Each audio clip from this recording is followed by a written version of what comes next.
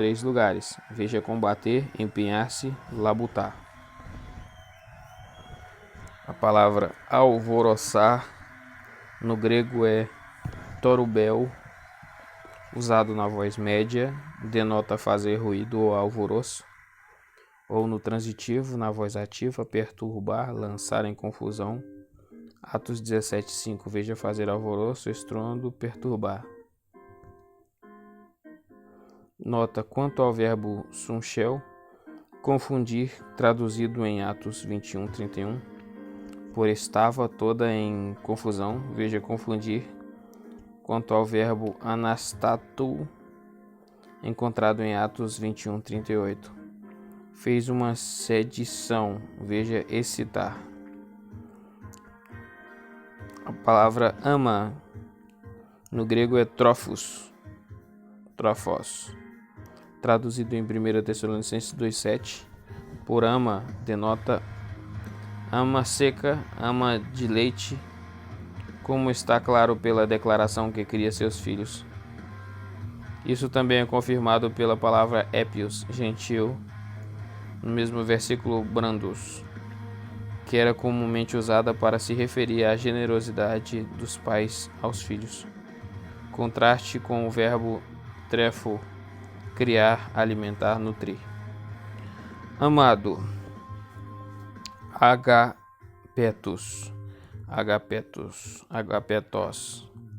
derivado de agapau, amar, é usado a respeito de Cristo como o amado de Deus, por exemplo, Mateus 3:17, dos crentes também como os amados de Deus, por exemplo, Romanos 1:7, dos crentes amados uns pelos outros, 1 Coríntios 4:14, frequentemente como forma de tratamento, por exemplo, 1 Coríntios 10:14, em João 2:7 aparece a palavra adelphos, irmãos, ao passo que outros manuscritos têm o termo agapetos, o qual também ocorre em 3 João 1. Veja estimado.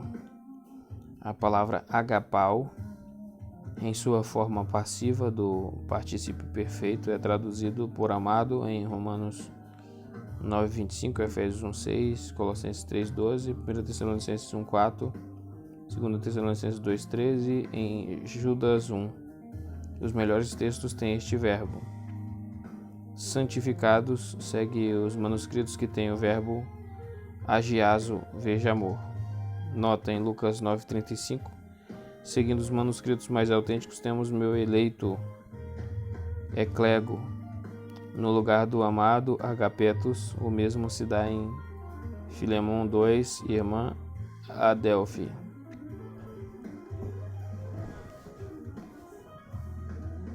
A palavra amaldiçoar.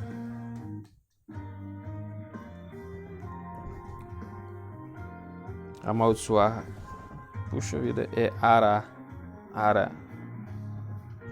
O seu significado mais habitual, maledicência, maldição. Seu outro significado é oração. Oração é pesado, hein? É usado em Romanos 3:14 e ocorre com frequência na Septuaginta. Romanos 3:14. Vamos ver aqui o que tem lá em Romanos 3:14, que achei legal. Interessante. Romanos 3:14.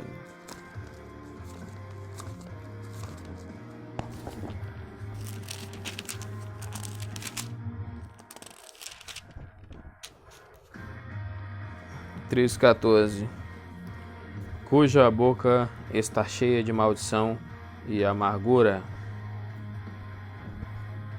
Seus pés são ligeiros para derramar sangue, destruição e miséria há em seus caminhos. Puxa. Então olha só que complicado. Cuja boca está cheia de maldição e amargura. E está relacionado com um tanto de coisa aí. Derrama sangue e por aí vai, só coisa ruim. Então, quando a passagem que ele deu aqui foi Romanos 3,14. 2. Catara, formado de cata para baixo, elemento intensivo.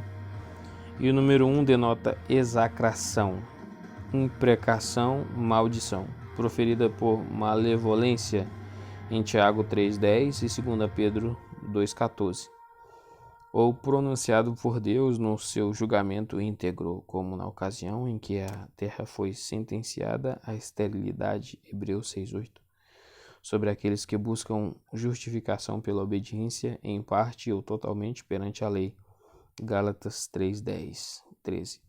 Em Gálatas 3:13, o termo é usado concretamente acerca de Jesus, que se tornou maldição por nós, ou seja, sofreu voluntariamente a pena designada da maldição.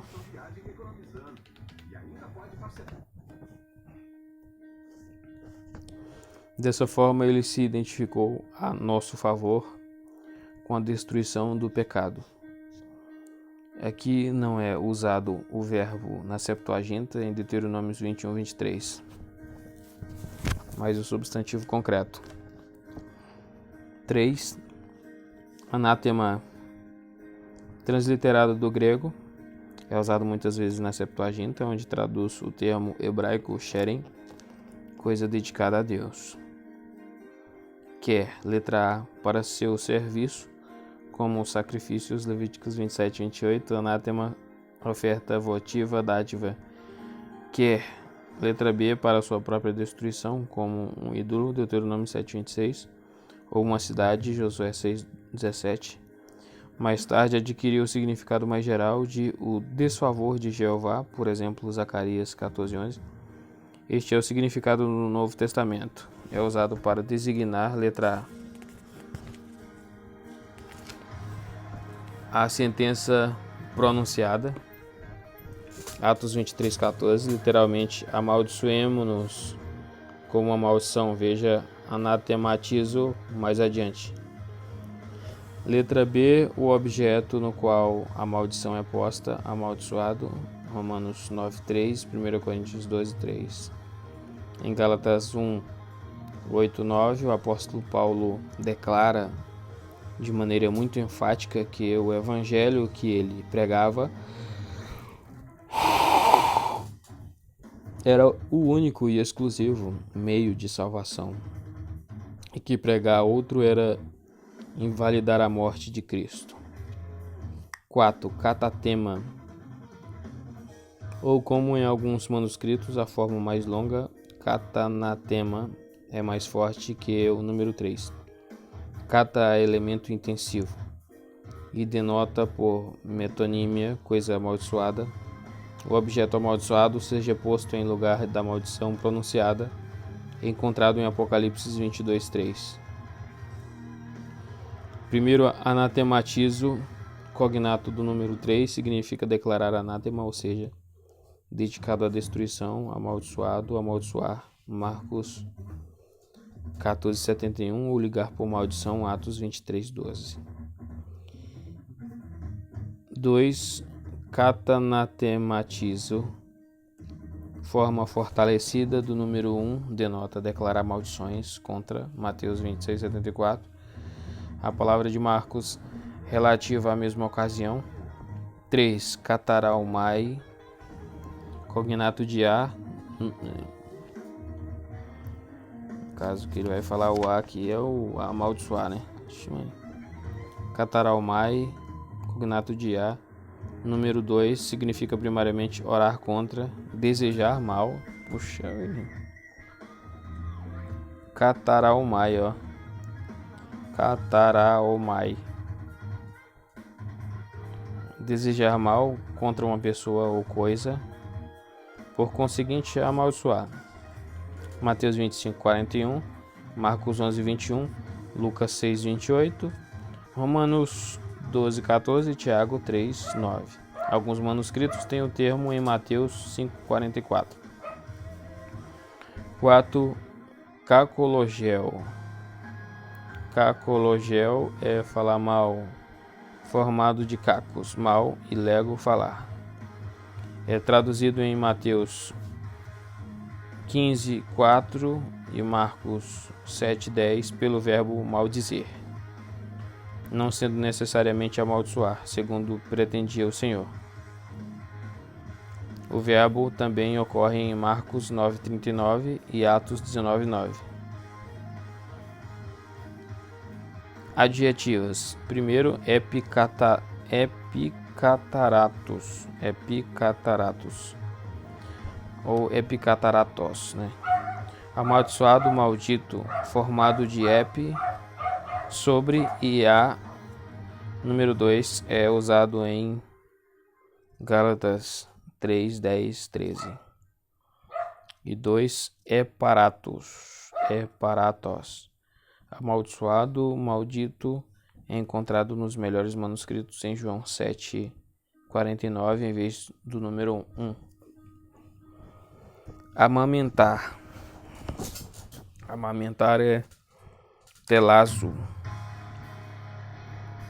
derivado de chele, peito, é usado acerca de letra A, mãe, amamentar, Mateus 24:19, Marcos 13:17, Lucas 21:23. Em alguns textos ocorre em Lucas 23:29. Os melhores têm trefo.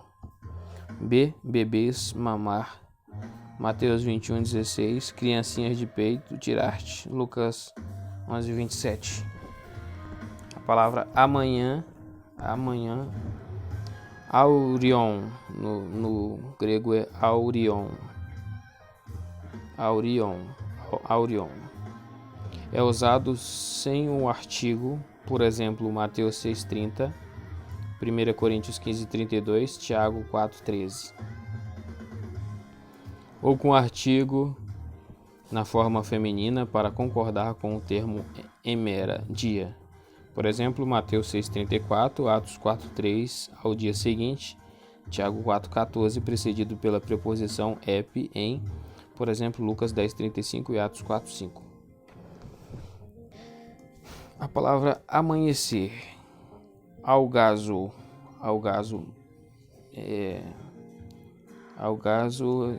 significa brilhar. É usado metaforicamente em 2 Coríntios 4:4.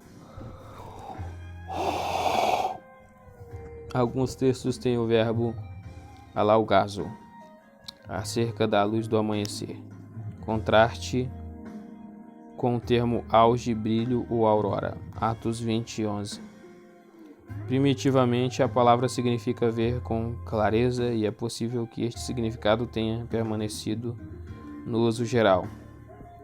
2. Dialgazo. Significa brilhar através de, formado de dia, através de, e auge, brilho.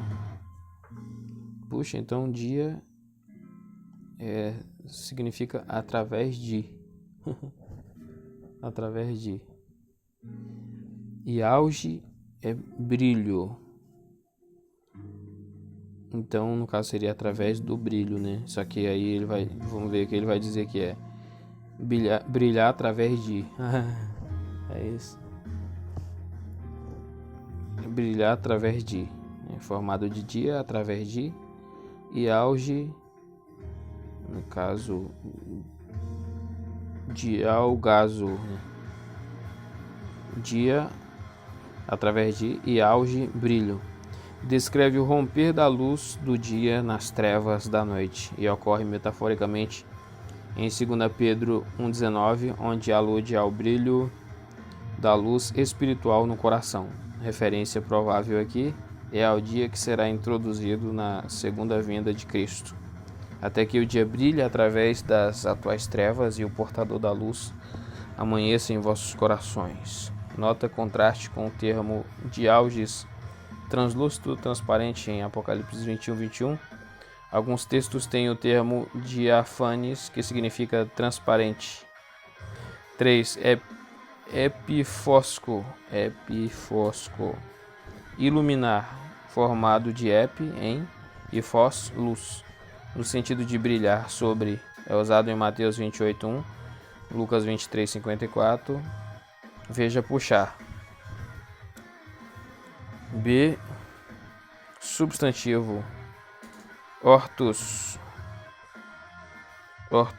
Alvorada, alva, aurora, denota de manhã cedo e ocorre em Lucas 24:1, João 8:2 e Atos 5:21.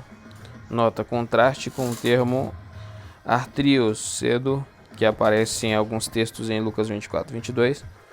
O termo artrinos, forma mais recente de ortros, que em alguns manuscritos ocorre em Apocalipse 22:16.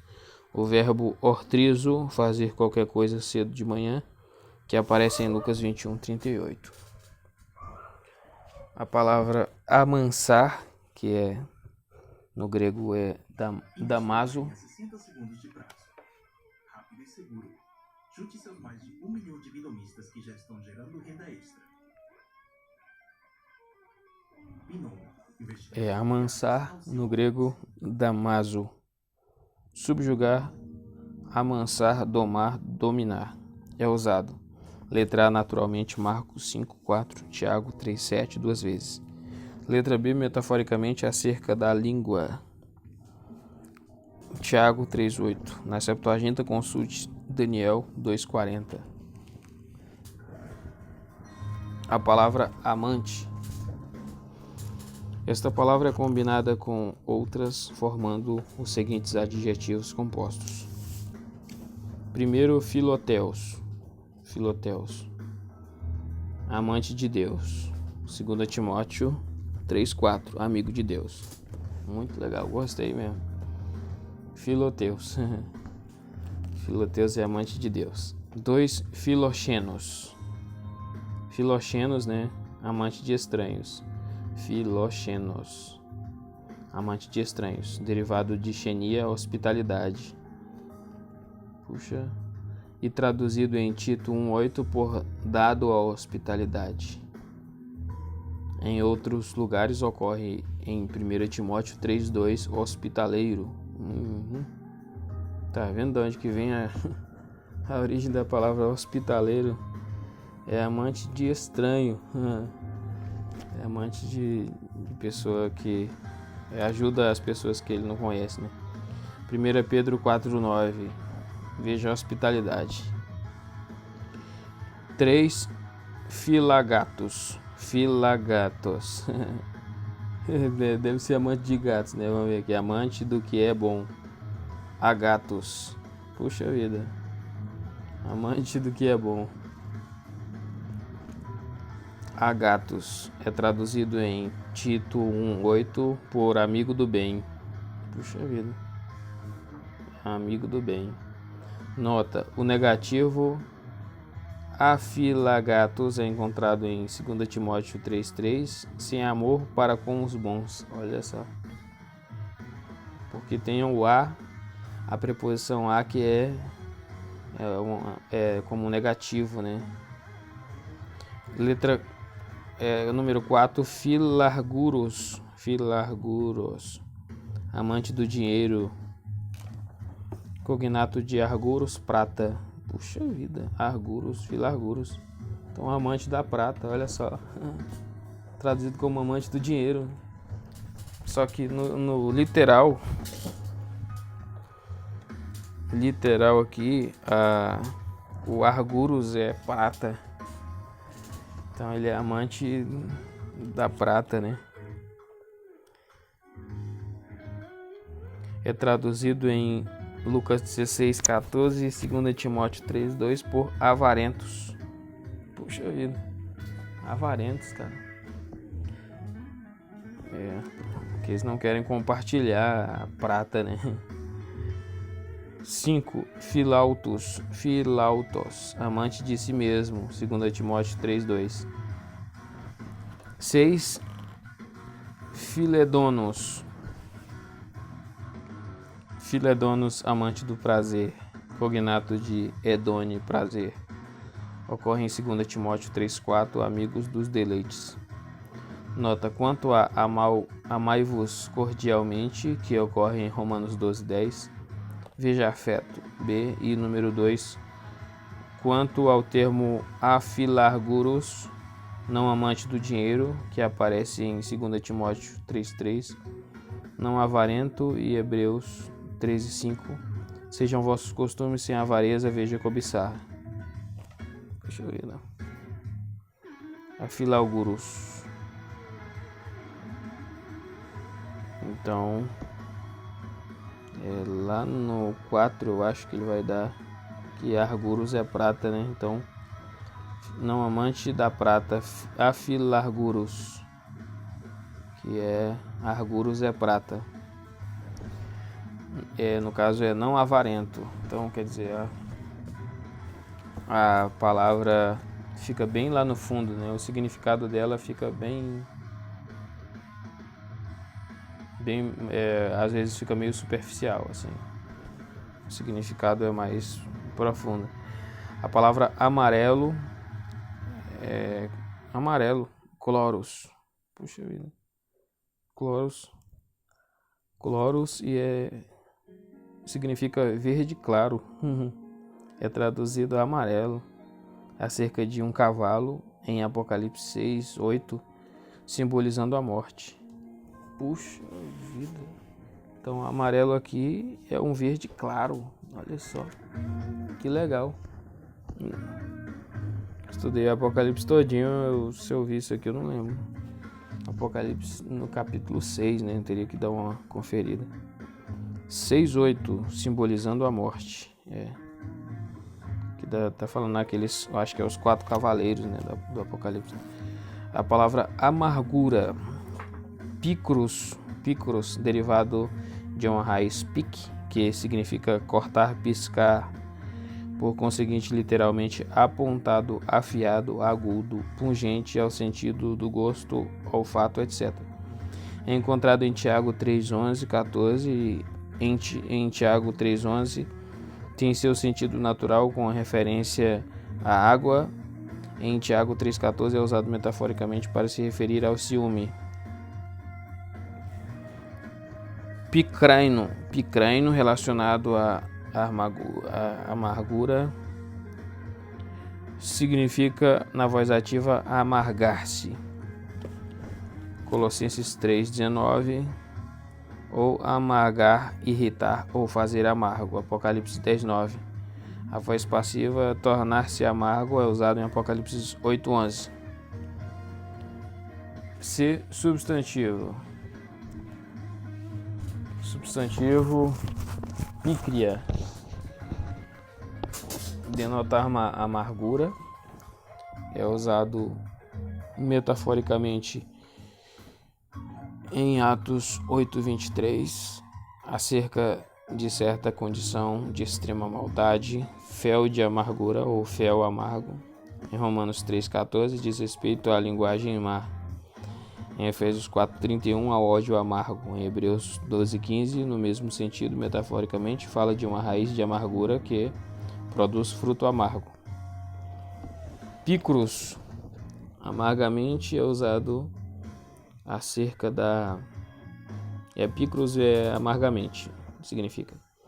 É usado acerca da pungente dor do choro de Pedro pelo fato de ele ter negado Cristo. Então aqui é o picros, né? Ele chora amargamente, né? Mateus 26:75 e Lucas 22:62. Nota, na Septuaginta o termo picris, que não ocorre no Novo Testamento, erva amarga, é usado em Êxodos 12:8 e Números 9:11. Maravilhoso. O Pedro, então, a amargura dele que ele sentiu em ver o Senhor tão amado e tão bondoso, né, que ele traiu o Senhor tão maravilhoso e ele sentiu picros, né, ele ficou amargurado e com muita amargura, se sentindo muito culpado, né, pela morte do Senhor. A palavra amável, prosfiles, aprazível, agradável, adorável, formado de prós, em direção a filéu, amar. Ocorre em Filipenses 4:8, na Septuaginta consulte Esther 5:1, terceira sentença. A palavra ambulante, perierkomai, ir de um lado para outro, circular, andar, como itinerante, formado de peri, ao redor, e erkomai, ir. É usado acerca de certos judeus em Atos 19:13, ambulantes. Veja, errante, rodear. Puxa vida. Entendo esse significado ruim aqui como errante, né? Atos 19:13. Vamos ver o que tem em Atos 19:13.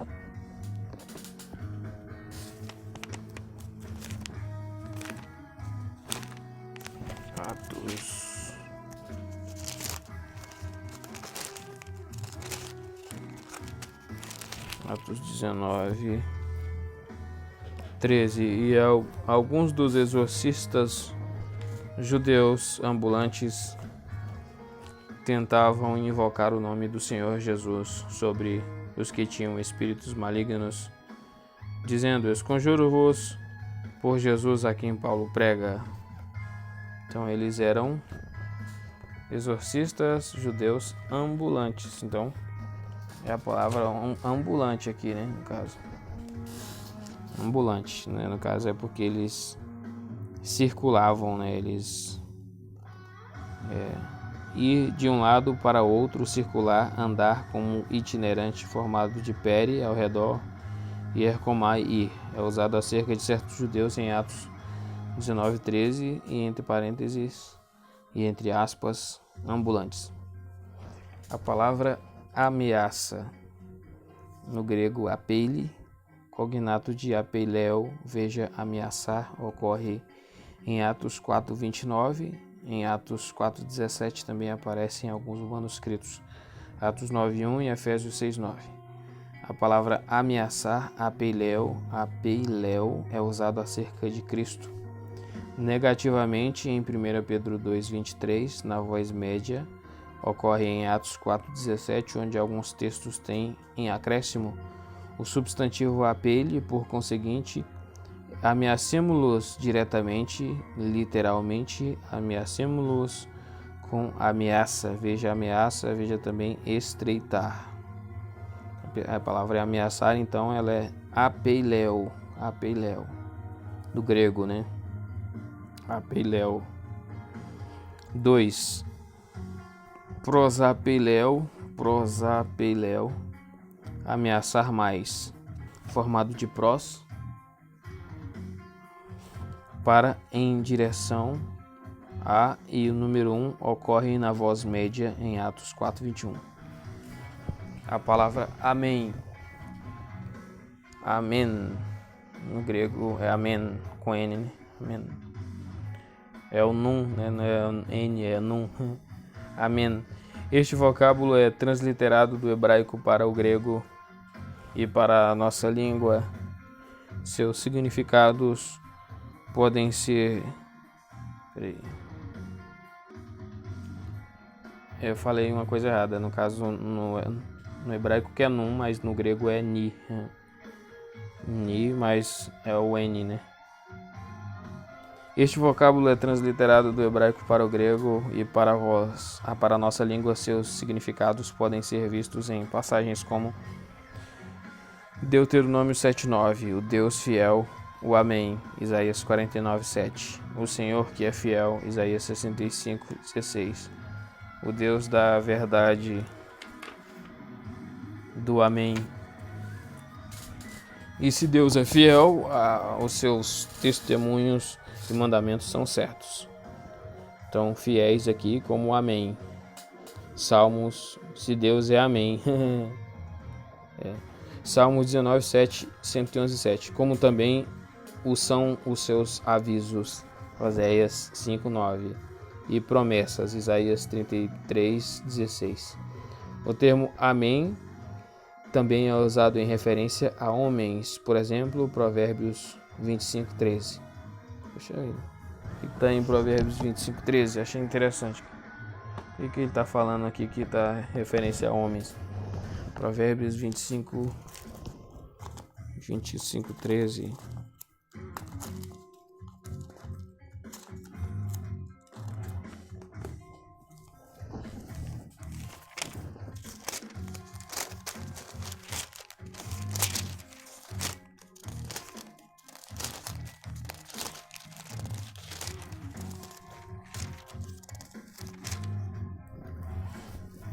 Provérbios 25, 13 tá: como o frio da neve no tempo da ceifa, assim é um mensageiro fiel, né, que tá, né? Ao mensageiro, amém, né? Aos que o enviam, pois refresca a alma do seu Senhor. Ah, tá, então tá fiel, né? Então, amém também significa fiel, né? É usado em Provérbios 25, 13. Há casos em que as pessoas o usavam para expressar o consentimento a uma lei e a disposição em se submeter à pena relacionada com a quebra da lei. Deuteronômios 27:15 e Neemias 5:13. Também é usado para exprimir aquiescência à oração feita por outrem. 1 Reis 1:36, onde é definido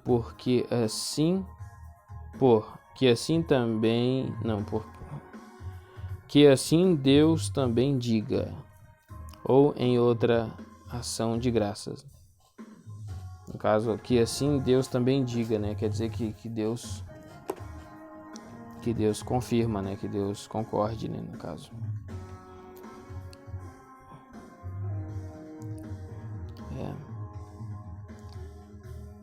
Que assim Deus também diga, ou em outra ação de graças.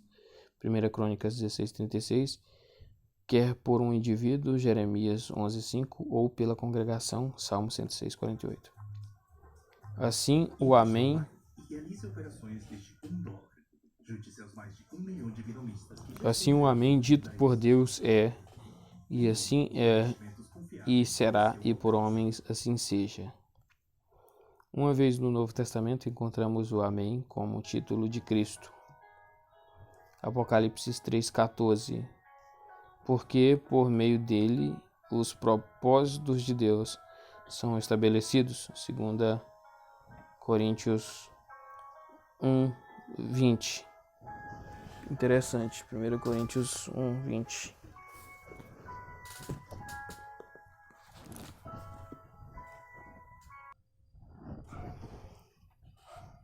As igrejas cristãs primitivas